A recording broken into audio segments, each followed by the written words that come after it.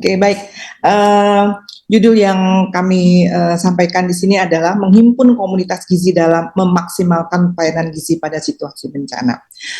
Di dalam judul ini tentu saja tersirat bahwa di dalam kita memaksimalkan pelayanan gizi pada situasi bencana ini kita perlu bersama-sama semua komunitas gizi. Dan komunitas gizi itu saat ini sudah bermacam-macam ya, ada di mana-mana begitu. Dan ini kita semua menghimpun mereka sebagai suatu kekuatan untuk memaksimalkan pelayanan gizi di situasi bencana. Slide. Baik, oke. Ini yang di sebelah kiri saya memperlihatkan bahwa ini kondisi Indonesia tahun 2024, bagaimana kejadian-kejadian bencana yang ada di Indonesia ini, kemudian dampaknya juga, dan yang sebelahnya itu saya sampaikan bagaimana potensi adanya bencana tersebut terhadap kekurangan gizi. Yang pertama adalah rusaknya sumber pangan. Tentu saja bahwa adanya bencana, baik bencana itu adalah bencana yang sifatnya perlahan-lahan terjadi maupun yang sifatnya mendadak, itu bisa merusak sumber pangan, sawah, ladang, kebun, dan lain sebagainya. Ini semua kita saksikan, baik itu banjir, gempa bumi ya sifatnya segera, dan lain sebagainya. Kemudian juga terjadi ketiadaan bahan pangan. Adanya ketiadaan bahan pangan. Jadi tidak ada bahan pangan di daerah aman. Jadi Bekasi itu banjir. Bekasi itu adalah sebelah Jakarta, sebelah benar gitu kali. Waktu itu saya mau membeli makanan untuk membantu Bekasi. Itu tidak ada. Yang nanas Padang yang biasanya ada di sepanjang jalan itu tidak ada. Gitu. Tidak ada. Jadi seperti itulah kalau kondisi bencana, ada bahan pangan. Makanya tadi yang disampaikan oleh Pak Dika itu dari Kemsos itu perlu sekali kita ketahui gitu, bahwa kalau ada bencana yang sebenarnya ketiadaan bahan pangan, sehingga kita tergantung pada adanya bantuan dari dinas sosial seperti itu. Dan sekarang kita di Gizi ini berusaha ya, kita komunitas Gizi ini akan berusaha untuk juga bisa mensupport, terutama pada 3 hari pertama itu awal bencana itu kita akan mensupport dengan bagaimana bahan pangan ini supaya bisa diakses ya oleh masyarakat-masyarakat yang mengalami ketiadaan bahan pangan tersebut. Kemudian juga mengenai kualitas makanan di shelter atau di pengungsian. Nah, ini kita perlu perhatikan juga, walaupun tadi Pak Dika sudah menyampaikan ya, dan saya kira upaya-upaya dilakukan oleh Kementerian Sosial itu sudah sedemikian meningkat, sudah sedemikian baik, tetapi saya kira belum semua makanan-makanan di shelter itu kualitasnya baik. Kemudian kurangnya konsumsi dan juga infeksi. Ya, kita tahu bahwa di dalam pengungsian-pengungsian itu ya saya kira ada berbagai macam keadaan ya. Yang saya ingin soroti di sini adalah masalah sampah. Ya, beberapa kejadian seperti di Palu itu sampah menumpuk banyak sekali. Itu artinya ada di situ vektor lalat, kecoa, kemudian ada binatang-binatang karena adanya lalat, kecoa, kemudian ada datang tikus karena ada datang tikus, ada datang ular, ada datang anjing, ada datang kucing, dan lain sebagainya. Nah, itu akan menyebabkan resiko-resiko ya, yang resiko-resiko itu akan justru juga akan memperparah gitu ya kondisi kesehatan dari pengungsi ini, dan juga kurangnya monitoring ya, kurangnya monitoring untuk melihat kejadian-kejadian itu sebagai salah satu dampak dari kejadian bencana ya, secondary impact. Oke, slide.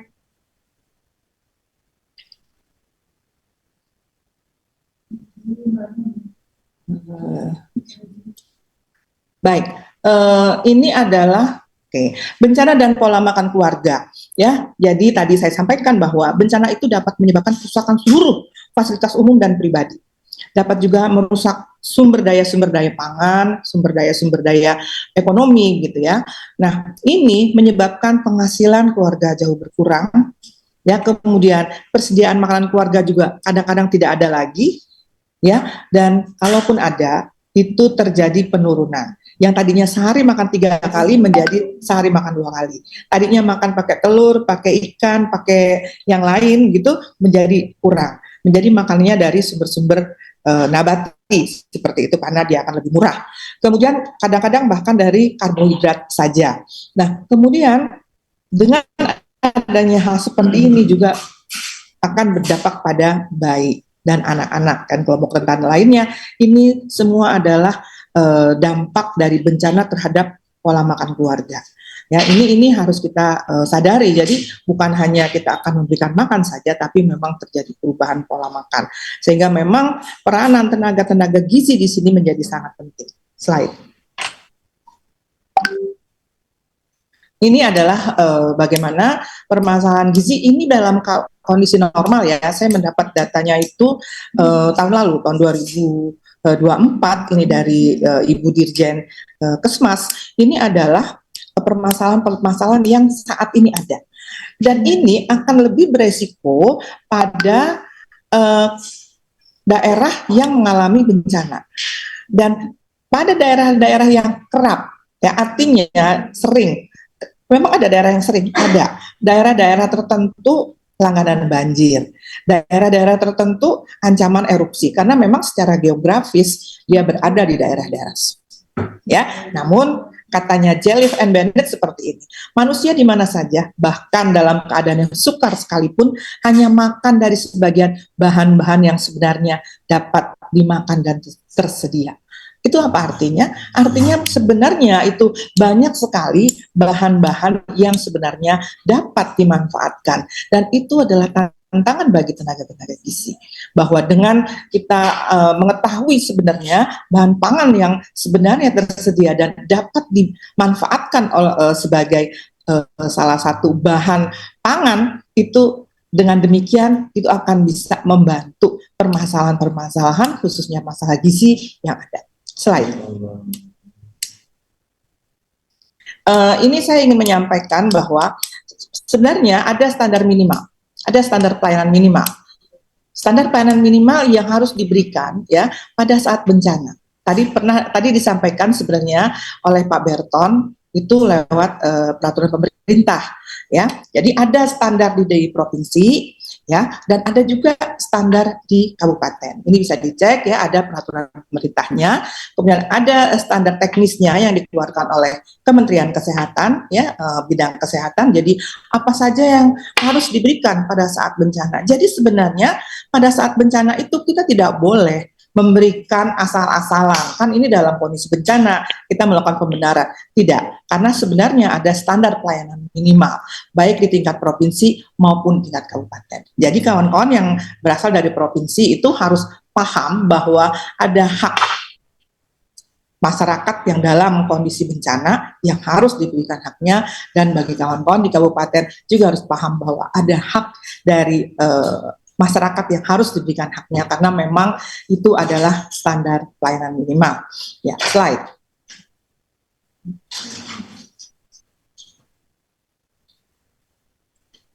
Nah, ini adalah peran tenaga gizi. Ini secara umum ya saya sampaikan di sini.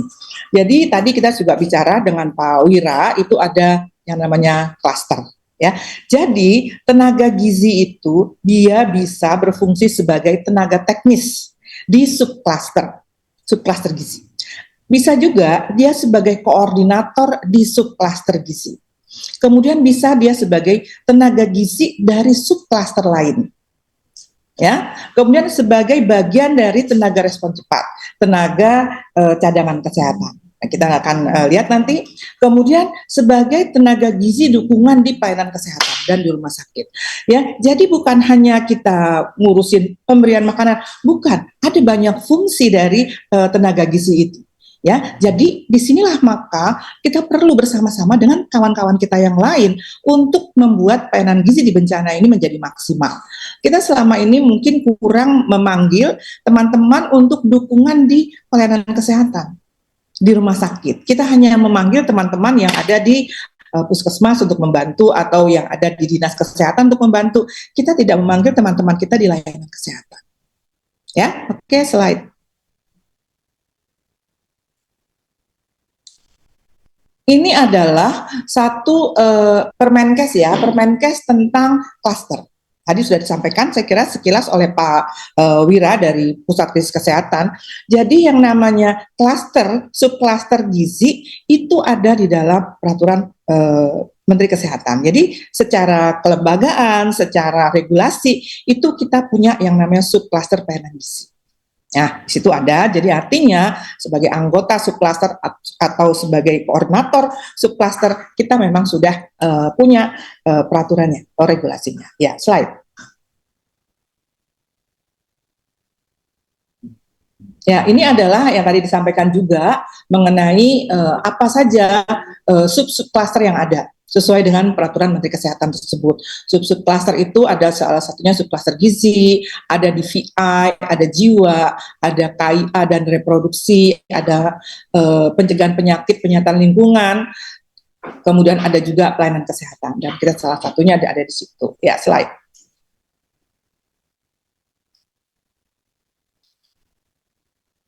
Nah, di sini saya ingin menyampaikan bahwa di dalam kebijakan subklaster ini itu sudah dibuat ya bagaimana aktivitas peran ya di dalam kondisi prabencana. Ya, nah jadi di dalam misalnya nih sekarang ada peserta-peserta yang daerahnya aman-aman saja, alhamdulillah, maka apa yang kita lakukan? Sebagai anggota subklaster atau sebagai koordinator subklaster, kita bisa menyusun NSPK gitu ya untuk menjamin seluruh masyarakat yang kita fokuskan pada vulnerable group terlindungi status gizinya sehingga pada saat terjadi krisis gizi pada bencana dapat diminimalisir. Ya, jangan lupa bahwa kita ada pendekatan PRB namanya pengurangan risiko bencana. Jadi kita tidak berfokus kepada yang namanya kalau terjadi bencana kita harus langsung membantu, tapi kita sudah mulai dari masa prabencana untuk mengurangi kondisi yang kondisi yang lebih besar dan itu dapat kita minimalisir. Kemudian kita juga membuat petunjuk pemberian makanan yang tepat pada saat krisis gizi pada saat bencana. Ya, jadi di dalam prabencana inilah hal-hal seperti ini kita lakukan. Jadi bukan pada saat bencana baru kita terkejut-kejut, enggak, tapi sudah kita buat. Kemudian kita juga bisa membuat pemetaan sumber daya gizi, nutrition mapping resources. Yang pertama untuk mengetahui SDM gizi yang tersedia di sekitar daerah terdampak krisis gizi pada saat bencana. Jadi kita tahu tuh teman-teman kita yang bisa kita mintakan tolong, yang bisa bekerja sama. Saya kira di sini tadi ada pertanyaan dari Mbak Nur kalau nggak salah ya, saya dari Ternate gitu ya, yang dari Puskesmas dari Ternate, saya ingin ikut. Nah itu, nah jadi hal seperti itu sudah kita kondisikan pada saat prabencana. Itu kita tahu teman-teman kita. Jadi jangan jadi ada istilah gitu ya. Pada saat bencana mereka bilang gini sama saya, Bu, soalnya kami di dinas kesehatan ini ahli gizi cuma ada 2. Loh, ahli gizi ada 2 tapi ada poltekkes gitu ya. Jadi itu tidak kita lakukan hal seperti itu. Ya, jadi karena banyak teman-teman kita di situ. Kemudian ada juga dosen-dosen ya misalnya dari FK di situ. Kan ada jurusan gizi atau ada memang dosen-dosen gizi di situ yang itu menjadi teman-teman kita di situ. Itu kita bersama-sama. Kemudian mapping ini juga dapat berisi wilayah yang rentan terjadi krisis gizi sebagai nutrition awareness system.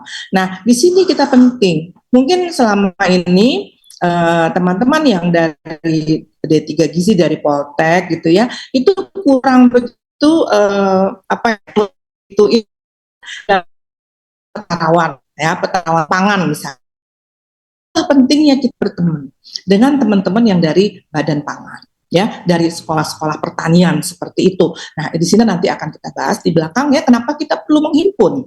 Ya, kenapa kita harus menghimpun tenaga-tenaga gizi itu? Karena tadi dikatakan oleh Pak Yusrijal bahwa kita tidak bisa sendirian.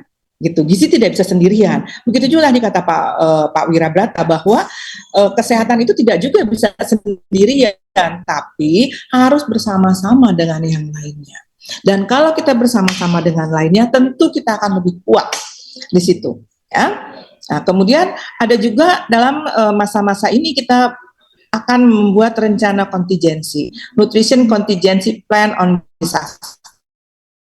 Mudah-mudahan bagi teman-teman yang ada di sini juga belajar tentang membuat rencana kontingensi. Tentu saja rencana kontingensi ini tidak bisa dibuat sendirian oleh tenaga gizi saja. Kita akan bersama-sama, tetapi nanti di dalam bab atau di dalam aspek nutritionnya tentu kita akan lebih detail ya membahasnya, supaya nanti kalau memang terjadi sesuatu kita bisa langsung mengkondisikan contingency plan ini menjadi operational plan ya, sehingga kita tidak kagok, tidak salah-salah bagaimana karena kita sudah pernah membuat contingency plan ini. Mudah-mudahan ada waktu kita untuk membuat, mungkin kita juga akan seminarkan atau workshopkan supaya kita tahu bagaimana membuat suatu rencana kontingensi. Kemudian rencana kontingensi ini akan menjadi landasan kerjasama dan mekanisme penanganan krisis gizi pada saat terjadi bencana. Nah, dengan adanya rencana kontingensi ini, itu akan kita buat bersama-sama. Kemudian di sini juga pada saat pra bencana boleh kita membuat latihan atau simulasi. Ya tadi disampaikan oleh dimintakan bahkan ya oleh Pak siapa tadi ya, Pak Iwan ya. Kapan sih kita akan buat simulasi-simulasi ini? Ini sangat penting.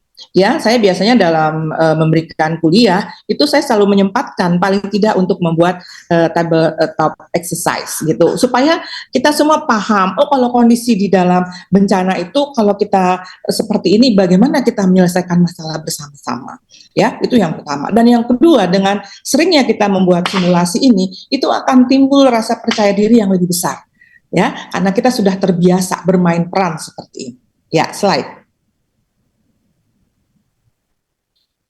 Nah, ini klaster ini tadi disampaikan juga oleh Pak Wirabrata, saya kira itu harus diaktifasi ya. Jadi aktivasi klaster ini dilakukan pada saat dikeluarkannya surat bahwa di situ memang terjadi bencana.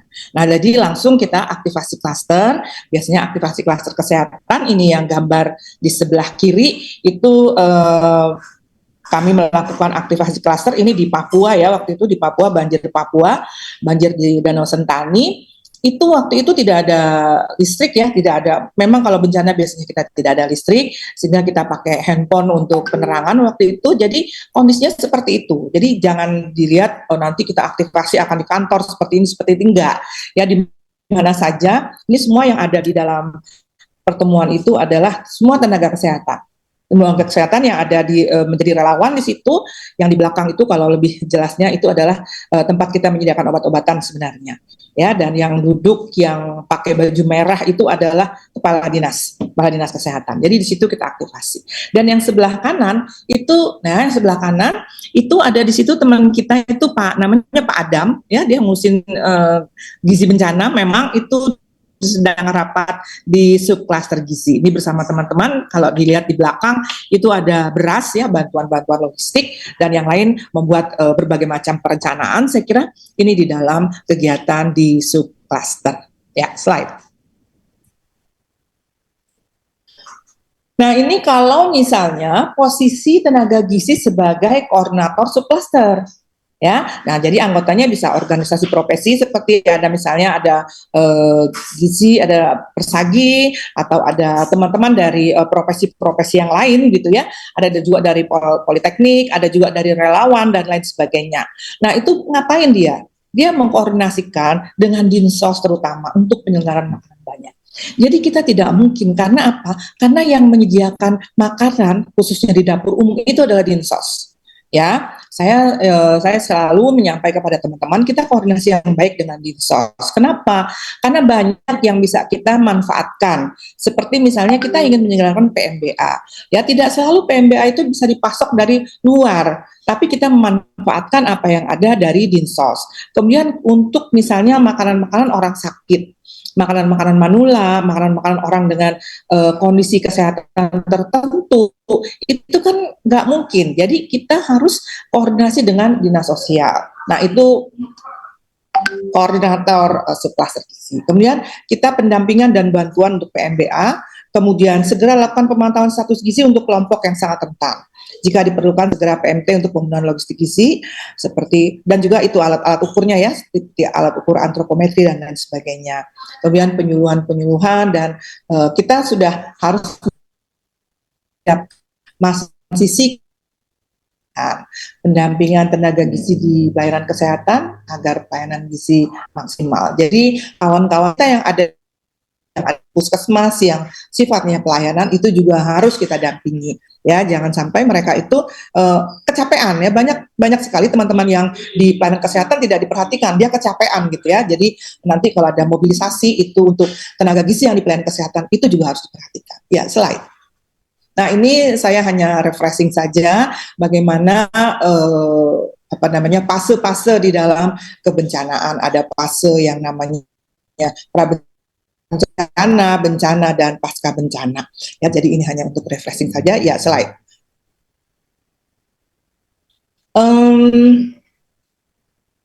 Nah, ini juga masih para bencana ya, saya sampaikan lagi.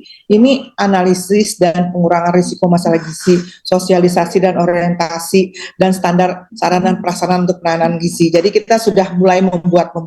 Nah, dalam situasi terdampak, penyusunan rencon, tadi kembali lagi kita menyusun rencana kontingensi. Kemudian bagaimana kita menyediakan buffer stok, menggerakkan sumber daya. Bagaimana nanti kita menggerakkan sumber daya nih, yang banyak tenaga gizi yang ada berbagai macam profesi dan juga di tempat-tempat yang kita tidak tahu kadang-kadang. Kemudian bagaimana perencanaan penyelenggaraan makan banyaknya, penyediaan tenaga kesehatan yang punya kemampuan konseling, menyusui, MPASI, PMBA pada situasi bencana. Jadi kita tuh harus tahu apa sih sebenarnya nih yang dikuasai oleh teman-teman gizi yang banyak ini. Ya, ada yang punya kemampuan konseling, kita berikan konseling. Ya, jadi jangan seperti apa ya namanya, makanan banyak disediakan ya, tapi makanan itu jadi terbuang.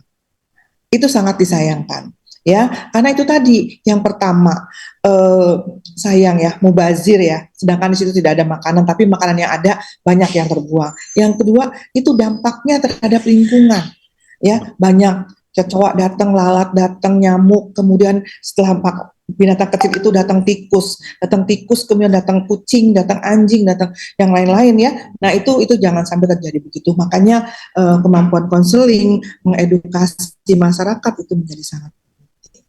Kemudian pembinaan teknis terhadap petugas kesehatan dan petugas penyelenggaraan makanan yang terlibat dalam penanganan gizi pada bencana. Jadi tadi disampaikan oleh Pak Dika gitu, ya mereka sangat aware lah, mereka sangat bersedia kalau misalnya nanti ada tenaga-tenaga gizi yang akan bekerja sama dan memberikan masukan-masukan dalam penyelenggaraan makanan di dapur umum. Kemudian simulasi tadi yang saya sampaikan, penanganan gizi bencana sesuai dengan rencana kontingensi kegiatan gizi. Ya, slide. Nah, ini pada masa siaga bencana ya, kita bisa membuat pengkajian cepat atau rapid health assessment, ada juga yang menyebut sebagai kaji cepat lah ya, kaji cepat kesehatan. Jadi poin-poin yang ingin kita ambil, variabel-variabel atau data-data yang kita ambil untuk gizi itu hendaknya kita masukkan di dalam form bersama-sama mungkin ya dengan kaji cepat kesehatan yang lainnya. Ya, sehingga kita tahu, misalnya kita ingin tahu bahwa ada berapa banyak sih misalnya anak-anak yang selama ini stunting misalnya begitu ya. Nah, kita masukkan di dalam formulir kaji cepat itu. Jadi begitu dia terjadi sesuatu kita tahu. Karena kalau dalam kondisi biasa saja dia wasting misalnya, apalagi pada saat bencana, di mana makanan belum tentu terakses, pasti akan lebih parah kondisinya. Nah itu makanya pada masa siaga bencana kita perlu hal ini. Kemudian pemenuhan kebutuhan dasar ya. Kapan sih siaga bencana? Bencana itu ada siaga bencana. Kalau gempa tentu tidak ada siaga bencana. Tetapi kalau erupsi itu biasanya sebelum dia meletus gunungnya itu ada masa-masa erupsi ya, erupsi berapa. Nah itu biasanya itu disebut sebagai masa siaga bencana. Kemudian ada pada masa tanggap darurat ya. tanggap darurat awal itu ada bagaimana kita berfungsi untuk pemenuhan makanan pengungsi untuk mempertahankan status gizi yang optimal. Kemudian pengawasan pendistribusian bantuan bahan makanan. Itu tadi disampaikan oleh narasumber yang sebelumnya. Itu bagaimana kita mengawasi karena ada bahan-bahan makanan yang disumbangkan yang sudah akan expire date. Ya, itu. Jadi itu harus ada pengawasan dan pendistribusiannya, jangan sampai yang kita berikan itu hanya di pinggir jalan. Ya, sementara yang di dalam itu tidak kebagian gitu ya. Nah, ini juga banyak terjadi. Saya kira saya sangat miris sekali dengan kondisi-kondisi seperti ini. Jangankan bahan makanan, orang sakit aja ternyata yang terawasi itu yang ada di pinggir jalan. Sementara yang di dalam itu banyak yang tidak terawasi. Itu orang sakit ya, apalagi bantuan bahan makanan. Jadi di sini kita sebagai tenaga gizi itu kita peduli dengan hal seperti ini, bahwa justru orang yang berada di dalam itu yang sangat butuh karena memang akses mereka itu sangat sulit. Kemudian analisis hasil RHA tadi yang RHA-nya sudah dilakukan. Nah, bagaimana kita menganalisis itu. Kemudian ada fase 2 tanggap darurat awal, kita menghitung kebutuhan gizi dan kita mendukung pengelolaan penyelenggaraan makanan di dapur umum. Nah, kalau kita sudah membuat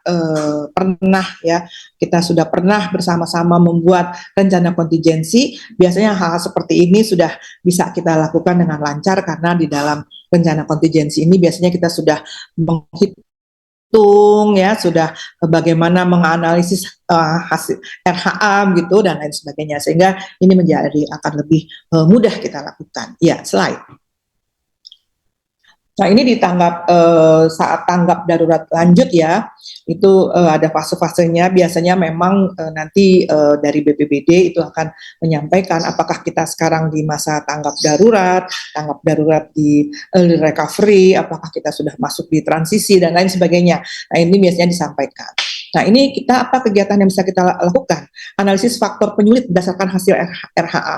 Kemudian pengumpulan data antropometri. Nah, ini sudah kita bisa lakukan yang namanya antropometri kita menghitung begini ya, kita mengumpulkan untuk ibu hamil, ibu menyusui dan lain sebagainya. Kemudian penghitungan proporsi status gizi balita kurus untuk BB TB kurang dari 2 SD dan jumlah ibu hamil beresiko KEK dengan lingkar lengan atas kurang dari 23,5 cm. Saya mengharapkan bahwa ahli gizi, tenaga gizi yang ada di ruang sini sudah pernah membaca atau paling tidak melihat buku tentang bagaimana kita menangani kondisi tanggap darurat ya, gizi di tanggap darurat. Karena ini semua ada indikator-indikator kapan dibilang balita itu harus benar-benar diperhatikan, harus dirujuk gitu ya, dengan indikator misalnya berat badan per tinggi badan berapa, kemudian ibu hamil beresiko berapa, indikator-indikatornya, supaya kita juga pada saat terjadinya bencana kita tahu mana yang harus kita prioritaskan. Ya, kemudian yang keempat, analisis adanya faktor penyulit lainnya dan pemberian makanan tambahan dan suplementasi gizi. Ya, ada banyak suplementasi gizi yang juga ada di buku. Saya kira buku itu diterbitkan dulu oleh Direktorat Gizi bekerja sama dengan UNICEF. Ya, jadi buku itu sangat bermanfaat sekali buat kita untuk kita paham secara teknis apa yang perlu dilakukan, indikator-indikator apa, kemudian bagaimana kita harus melakukannya, itu semua ada di situ. Kemudian pada tanggap darurat di pengungsian sesuai situasi dan kondisi yang ada dapat dilaksanakan kegiatan gizi seperti pada tahap tanggap darurat ya. Oke, slide.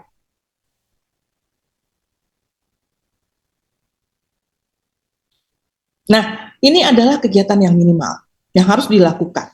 Ya, apa itu? Yang tadi disampaikan oleh Bu Tisa, Ibu Tiska mengenai PMBA.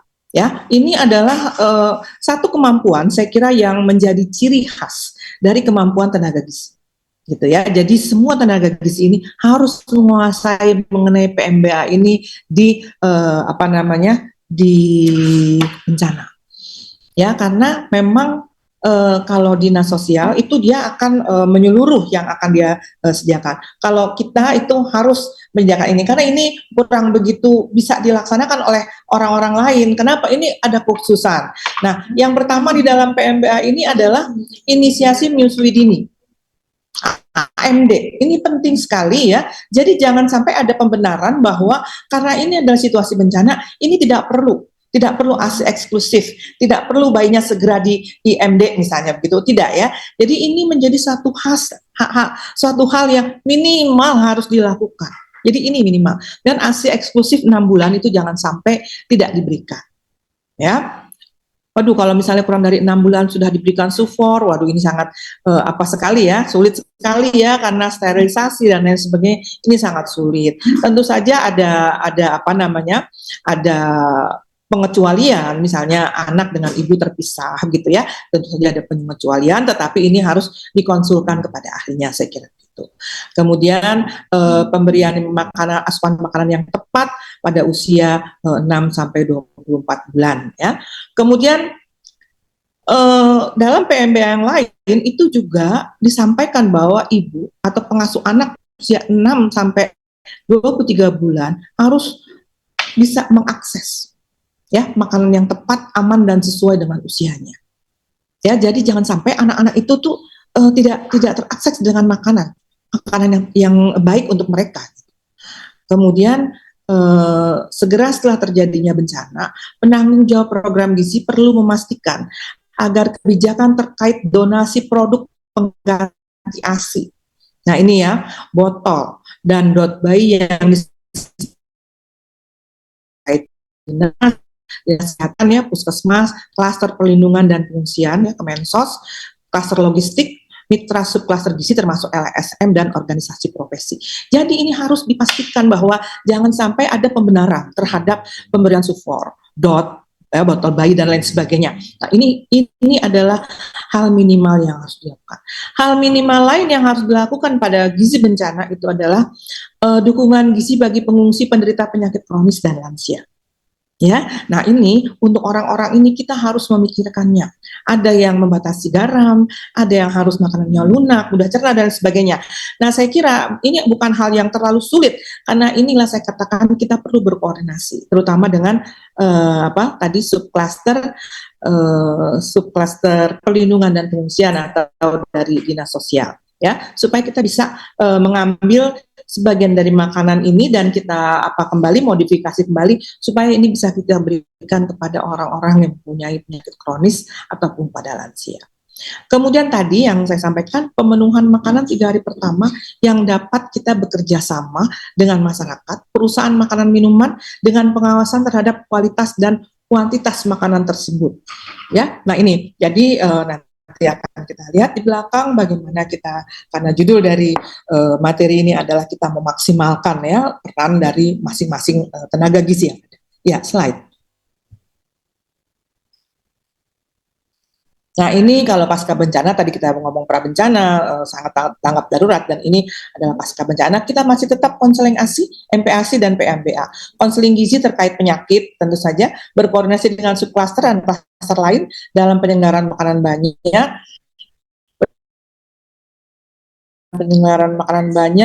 pengawasan penerimaan bantuan bahan makanan termasuk sufor dan yang disimpan di gudang-gudang dinas kesehatan, dan tentu saja kita selalu melakukan pemantauan dan evaluasi. Ya, slide. Ini adalah, nah ini kenapa saya masukkan ini ya? Mungkin ini terlalu kecil, tetapi ini tidak perlu semuanya dibahas ya. Ini adalah saya sampaikan bahwa tenaga gizi itu merupakan bagian dari tenaga cadangan kesehatan. Ya, jadi tadi ada moderator kita yaitu Pak Uti. Pak Uti itu merupakan tenaga cadangan kesehatan. Ya, jadi dia adalah orang-orang yang kalau terjadi sesuatu di daerah-daerah gitu atau misalnya tidak ada yang maka Pak Uti digerakkan sebagai tenaga baik maupun di luar negeri. Nah itu jadi kita juga ikut tenaga gizi ini Jadi bukan hanya sebagai tenaga subklaster saja, tetapi kita juga merupakan bagian dari tenaga cadangan kesehatan (TCK) ya. Jadi sekarang karena di kebijakan di dalam Kementerian Kesehatan ada TCK dan tenaga gizi adalah bagian dari tenaga cadangan kesehatan tersebut. Yang kalau sekarang nanti juga ya, slide ini saya ingin menyampaikan di slide yang ini itu bagaimana ya peran dari tenaga gizi pada kondisi gempa bumi, pada tsunami, pada gempa saja ya, tidak selalu gempa ada tsunami ya, pada banjir, pada erupsi ya, pada konflik yang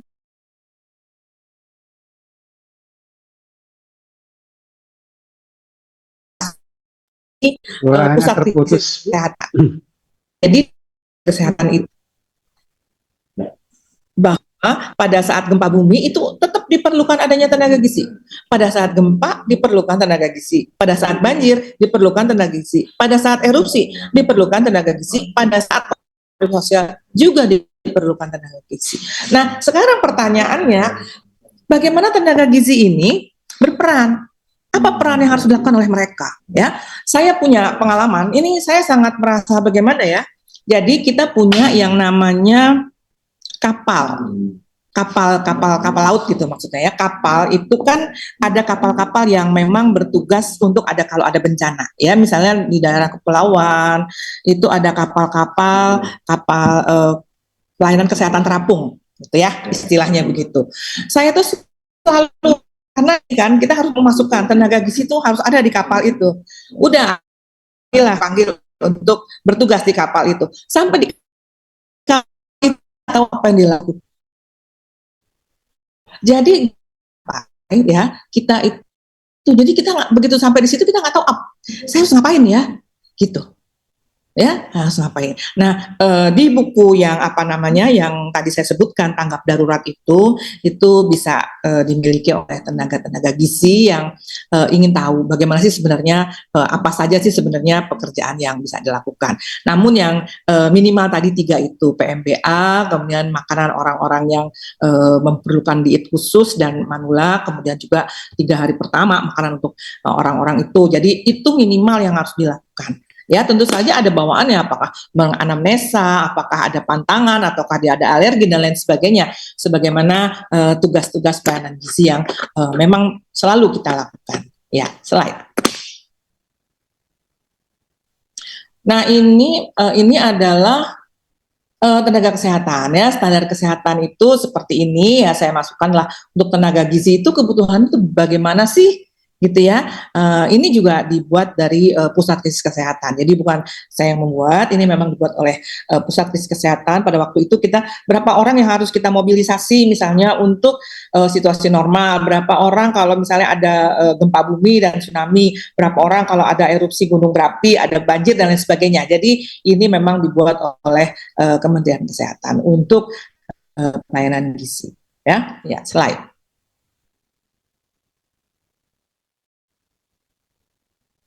Nah, ini slide berikut ini adalah dukungan untuk pelayanan kesehatan. Saya kira ini kita sudah biasa ya melakukan ini, anamnesa gizi, pelayanan terapi gizi sesuai dengan masalah kesehatan, dan lain-lain sebagainya. Ini memang kegiatan-kegiatan yang memang kita sudah kuasai, baik yang bekerja di rumah sakit, bekerja di puskesmas, dan saya kira juga ini sudah menjadi standar ya. Saya ingin slide berikut ini bagaimana kita memaksimalkan ya, maksimalkan pelayanan gizi. Yang pertama, kita kerjasama lintas program dan lintas sektor. Yang kedua, kita memahami peran kita. Ya, jangan kita ngambil-ngambil pekerjaan orang lain. Ya, saya sering lihat nih. Ya, saya kan dulu sering menjadi IC, Incident Commander untuk kesehatan. Ya, jadi saya selalu tanya tuh, khusus saya tanya itu. Jadi misalnya ada erupsi di mana gitu, saya udah pulang, nanti saya tanya, itu siapa aja masih ada? Masih ada Bu, siapa tenaga kesehatannya? Masih ada dokter Bu, masih ada counseling, masih ada gizi, ada ini. Terus gizinya lagi ngapain? Lagi nyapu Bu, nyapu. Membersihkan lingkungan gitu bersama-sama dengan masyarakat. Saya bilang dalam hati saya sih, saya nggak bisa ngomong karena kan saya harus kesehatan semua gitu ya. Saya bilang nih emang ahli gizi itu nggak ada kegiatan misalnya mengukur lingkar lengan atas lah gitu ya, menghitung berapa makanan yang dihabiskan sama dia, berapa persen yang udah dihabiskan, berapa persen yang tidak dihabiskan, kenapa tidak dihabiskan, edukasi, ini nyapu gitu kan, itu nggak penting. Kemudian bukan saya tidak merasa itu penting buat semuanya, itu penting bagi semuanya, tapi bukan pekerjaan, bukan peran ahli gizi. Kemudian ada lagi, saya pernah pergi ke satu daerah lain ini ya, ini saya katakan yang sebenarnya ya, itu lagi ngapain tuh ahli gizinya? Lagi ini Bu, apa namanya, dukungan psikososial itu. Ngapain itu? Saya bilang, saya udah tahu itu ngapain. Saya tanya aja, itu ngapain? Itu Bu lagi ngajar anak-anak nari-nari, nyanyi-nyanyi biar jangan pada apa namanya, jangan pada trauma gitu ya. Saya bilang ini ahli gizi nggak ada kerjaan ya. Saya bilang itu banyak pekerjaan yang lain gitu ya, mengedukasi, mengukur, menganamnesa dan lain sebagainya. Gitu. Jadi kita paham dengan peran kita. Karena apa? Dengan melaksanakan peran kita, kita jadi lebih pinter, jadi terbiasa. Gitu ya. Nah, kalau kita melakukan peran-peran orang lain, aduh nggak usah, biar aja orang lain, karena itu ada orang yang di situ memang. Jadi alih-alih di situ ngumpulin bola gitu, buku gambar gitu. Ini bukannya saya apa ya, memang begitu saya melihatnya gitu. Kemudian mengembangkan kegiatan gizi bencana lebih maksimal dan membangun wadah kerjasama kebencanaan yang berkelanjutan. Ini yang saya inginkan. Jadi para tenaga gizi ini bekerja bersama-sama. Tuh saling menguatkan, ya, saling mengisi. Tidak semua ahli gizi yang berasal dari Poltekkes Gizi itu akan menguasai semua pekerjaannya di bencana, nggak mungkin. Tidak semuanya yang namanya dietitian itu akan menguasai pekerjaannya, nggak mungkin. Karena apa? Karena ahli gizi itu saya bilang tidak banyak yang menguasai tentang yang namanya ilmu membuat peta rawan gizi, ya. Ya, jadi itu harus dibantu oleh teman-teman yang lain. Dengan kita bisa membuat peta rawan gizi, kita tahu ancaman, ya, faktor resiko terjadinya kekeringan. Kita tahu bahwa kekeringan itu salah satu faktor risiko terjadinya stunting, karena kekeringan itu berlangsung lama, gitu. Nah, itu perlunya kita bekerja sama. Ya, slide. Kita lihat satu persatu. Yang pertama kerjasama internal atau maaf Bu Rita, waktunya tinggal 5 menit. Terima kasih Pak Iwan. Jadi ada kerjasama internal di antara kita semua nih. Ya, apakah itu namanya ahli gizi, apakah itu komunitas gizi dan pangan, apakah itu namanya dokter gizi, namanya siapa-siapa itu ya. Nah, itu perlu ada kerjasama di internal mereka gitu. Oke, slide. Ini bisa dibaca. Slide. Nah, saya ingin menyampaikan kerjasama yang lintas sektor. Nah, ada tim dari otoritas kesehatan yang harus kita hormati. Misalnya dinas kesehatan. Bu, dia itu kepala seksi gizinya itu orang Kesling. Terus kenapa? Gitu. Karena dia punya otoritas loh. Jadi biarpun dia orang Kesling, biarpun dia orang Promkes, sebagai tenaga kepala seksi gizi misalnya, kepala seksi KIA dan gizi misalnya, itu tetap harus kita hormatin, dia yang punya otoritas. Ya, dia yang sebagai leading. Kemudian tim dari otoritas pangan dan pertanian itu juga adalah bagian dari kita juga untuk kerjasama. Dia punya otoritas dalam mengamati ketersediaan bahan pangan yang bisa diakses oleh masyarakat. Ya, apakah masih tersedia warung, pasar, rumah makan yang masih aktif? Itu pekerjaan ahli gizi. Kita nggak pernah seperti itu mengerjakannya. Itu orang lain. Ya, nah kita kerjasama dengan mereka. Kemudian ada tim dari unit kesejahteraan sosial. Ini juga teman kita. Ini juga tim kita. Kemudian ada tim dari universitas dan perguruan tinggi. Ini itu juga teman kita. Ya, di situ kita bisa bersama-sama memajukan ya gizi untuk kebencanaan ini. Oke, slide. Nah, ini juga ada lembaga swadaya masyarakat yang mereka juga banyak berperan. Kemudian ada organisasi profesi, ada Persagi, ada yang lain. Saya juga nggak begitu hafal ya organisasi profesi yang lain-lain gitu, yang mengenai gizi.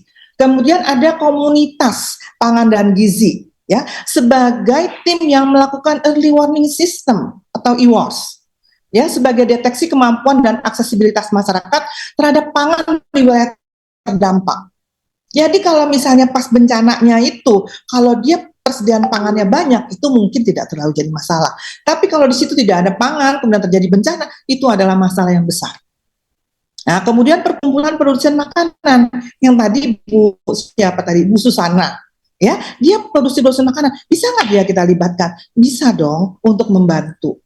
Ya, untuk membantu paling tidak untuk masyarakat yang sehat, kita minta bantuan atau misalnya air mineral, misalnya seperti itu. Jadi itu adalah teman-teman kita semua yang harus kita maksimalkan kerjasamanya untuk menunjang ya pelayanan gizi di bencana ini. Ya, slide. Nah, kita memahami peran nih. Ya, peran kita itu kita memiliki eksistensi global. Ya mungkin dalam waktu berapa lama ini tahun ini kita juga akan melakukan webinar yang sifatnya internasional ya, nutrition untuk disaster tapi yang sifatnya internasional. Kemudian kita juga bagian dari unit lain. Kita kerjasama, tapi kita punya kekhususan. Kemudian kita juga menyusun RHA, kegiatan masa prabencana dan sebagai bagian dari IMT atau spesialis sel. Jadi tadi disampaikan oleh Pak Uti ya sebagai moderator, dia juga sebagai bagian dari IMT 2 lagi ya. Nanti kita belajar IMT itu apa, IMT 1 apa, 2 apa, dan spesialis sel apa. Ya, slide. Nah, ini mengembangkan secara maksimal. Ya, bagaimana subklaster gizi menjadi wadah kegiatan pada saat tanggap darurat. Dan subklaster gizi menjadi bagian dari klaster kesehatan yang bertanggung jawab. Kemudian di rapid health assessment ada RHA 1, RHA 2, dan terus dikumpulkan pada RHA 3. Ini semua adalah indikator-indikator yang dibuat yang bisa kita monitor, gitu ya, kondisi-kondisinya, data-datanya, dan perkembangannya. Kemudian perencanaan kegiatan mulai dari prabencana, kemudian masa bencana, dan juga pada saat pasca bencana. Ya, saya juga di sini dibilang bahwa bagian dari IMT sebagai spesialis selain itu memantapkan sebagai tenaga bantuan teknis, nutritionist emergency coordinator center ya di luar negeri juga sudah ada. Kemudian pada waktu pasca bencana kita juga kegiatan-kegiatan food security yang menjamin status gizi lebih baik yang disebut sebagai Build Back Nutrition Better. Jadi pada saat setelah terjadinya bencana kita membangun keadaan gizi yang lebih baik. Ya, slide.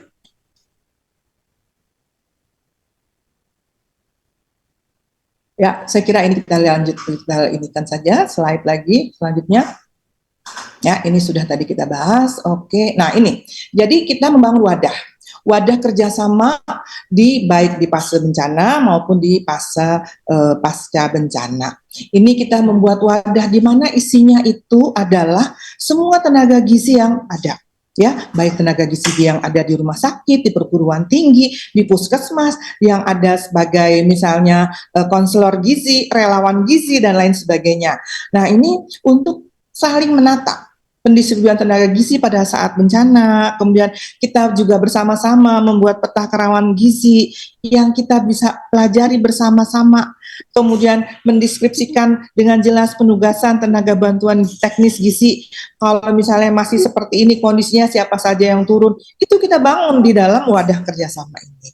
Beberapa teman menganjurkan untuk disebut sebagai komunitas gizi bencana ya, jadi komunitas gizi bencana boleh kita sebut begitu karena kita banyak orang-orangnya dan kalau kita bersama-sama saya kira ini akan kita lakukan. Iya, kemudian terbangunnya sistem surveillance gizi bencana yang terintegrasi dengan pemantauan status gizi sehingga terbangunnya early detect yang membangun early response semakin maksimal. Jadi kalau early detect-nya bagus, tentu early response-nya juga akan bagus dan ini dilakukan melalui kegiatan yang namanya surveillance gizi. Kemudian tertangannya gangguan gizi di pengungsian dan di rumah sakit serta di fasilitas kesehatan lain. Ya, slide. Ini pada fase bencana. Oke, bagaimana dengan fase pasca?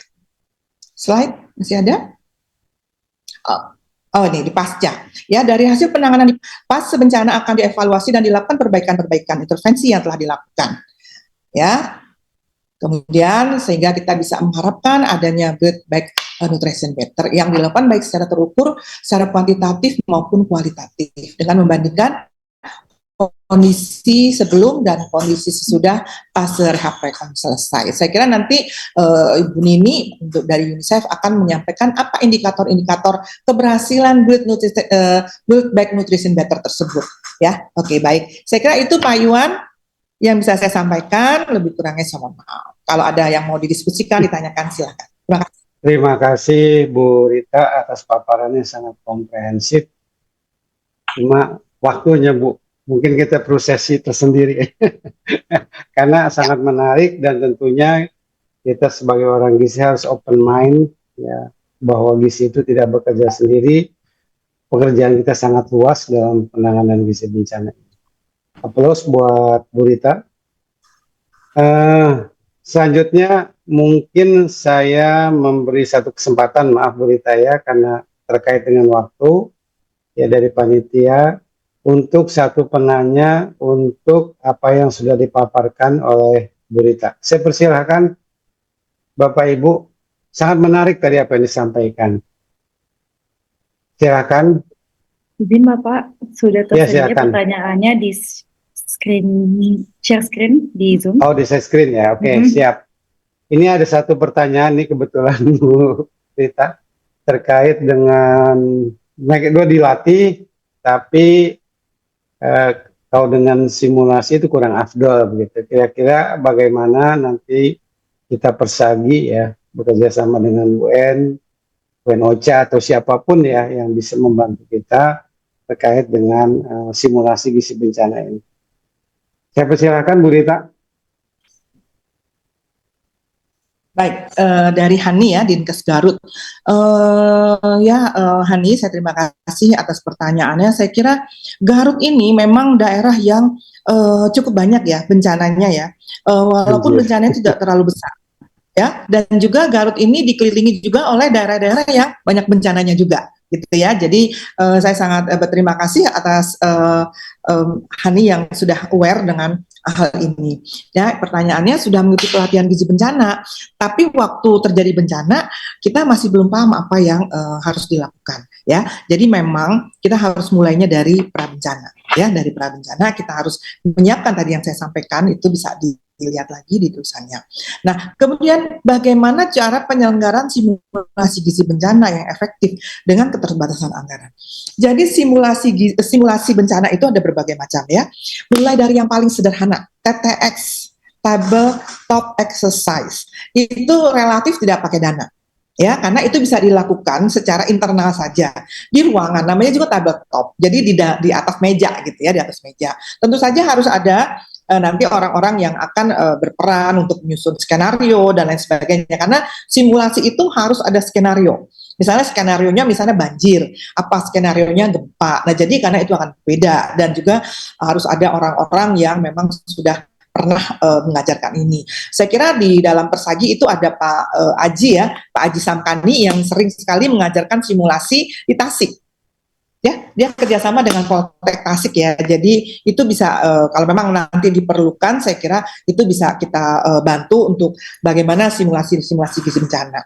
Kemudian setelah TTX ada lagi peningkatan yang kita suka pakai market itu, misalnya kita pakai gambar-gambar ambulan, gambar jembatan dan sebagainya. Itu namanya FTX. Itu pakai itu udah lebih ada biayanya lah ya, maksudnya gitu. Dan ada juga yang namanya nanti sampai terakhir kita pakai simulasi beneran gitu ya, pakai korban dan sebagainya. Itu butuh uang banyak. Ya, tapi ada yang sederhana-sederhana. Jadi itu bisa dipelajari. Saya kira bagaimana simulasi-simulasi itu bisa dikembangkan. Jadi nggak harus yang biayanya besar, yang seperti simulasi yang kita melibatkan PMI, melibatkan memang puskesmas beneran. Karena kalau simulasi yang beneran itu memang sangat besar biayanya. Karena tidak mungkin orang gizi saja simulasi, itu tidak mungkin. Jadi simulasi itu kesehatan saja tidak mungkin sendirian, tapi harus melibatkan orang-orang lain. Jadi memang biayanya besar. Nah, tapi untuk misalnya kita melakukan TTX itu bisa saja, itu kebutuhan uangnya sangat minimal. Kemudian kita melakukan FTX juga kebutuhannya juga sangat murah ya, tidak banyak. Saya kira demikian ya, Hani ya. Jadi memang kita harus mencari bagaimana simulasi yang lebih efektif ya untuk keterbatasan anggaran sesuai dengan tingkatan-tingkatan simulasi itu. Dan saya kira memang simulasi itu lebih baik dilakukan.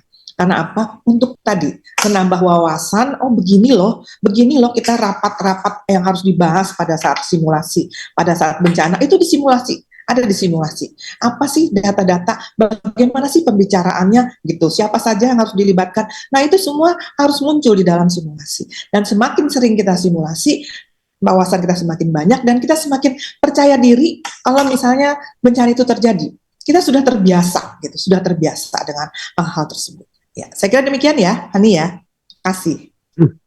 Terima kasih Bu Rita. Mungkin ke depannya Bu Rita usul siapa tahu ada nanti kita buat TTX itu dalam bentuk buku ya. Boleh. Dan kalau memungkinkan kita buat video simulasi ya. Oh iya, boleh.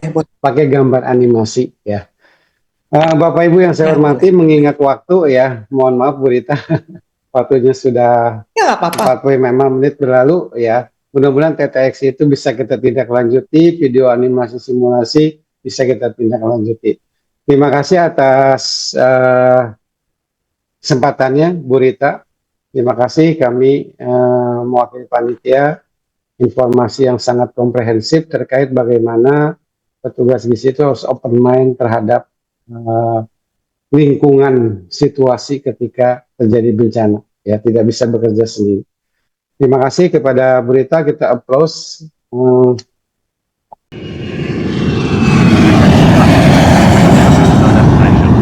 hope you enjoyed the flight and have a nice day.